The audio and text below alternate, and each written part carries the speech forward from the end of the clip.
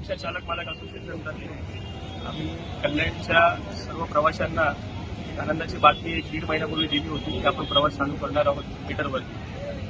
थोड्या कारणासह माझी आई वारली आणि सण असल्यामुळे हा टाईम जुळून आला नव्हता. येणाऱ्या काळामध्ये ही जी मीटर रिक्षा सुरू झालेली आहे आजपासून, त्याचा सर्वात जास्त लाभ प्रवासी घेतील अशी एक आशा बाळगतो आणि रिक्षा चालकांनाही आपलं आवाहन करतो की ओला मीटर ज्या मीटरवरती चालतायत त्यांची कॉम्पिटिशन खूप वाढायला लागली. आपण रिक्षा चालक म्हणून पण आपल्याला जगाच्या जी वाढती प्रवास आहे आणि वाढतं जे जग आहे त्याच्याबरोबर आपल्याला पण चालणं गरजेचं आहे. त्यामुळे आपणही मीटरवरती प्रवाशाला घेऊन जावे, कोणाला नाही बोलू नये. फक्त थोडी एक आमच्या रिक्षा चालकांची प्रश्न आहे की येताना आता इकडनं मीटरवरती गेलो कुठेही कान्याकोपऱ्यामध्ये कल्याणच्या कारण की 2-3 किलोमीटरमध्ये संपतं, पण ते येताना परत मीटर रिक्षा मिळत नाही. मग तो रिक्षावाला खाली भाडं घेऊन येणार का? त्यासाठीच ही आतापर्यंत इच्छा झालेली नाहीये.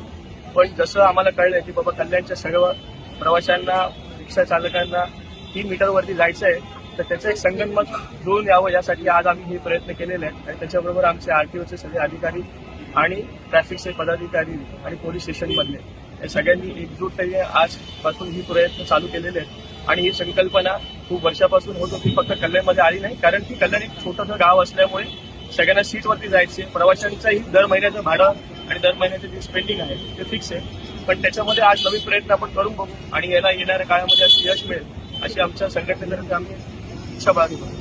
आज दिनांक 18 नोव्हेंबर 2025 पासून आपण कल्याण शहरवासियांना मीटरप्रमाणे रिक्षा प्रायोगिक तत्वावर एक स्टँड आपण इथे तयार केलं आहे. यामध्ये मीटरप्रमाणे प्रत्येक पॅसेंजरला ते घेऊन जाते आणि जर काही अडचणी असतील तर आपण हा व्हॉट्सअप क्रमांक दिला आहे. ज्या अडचणी असणार तर त्यांनी व्हॉट्सअपवर संपर्क साधायचा. प्रॉब्लेम असतील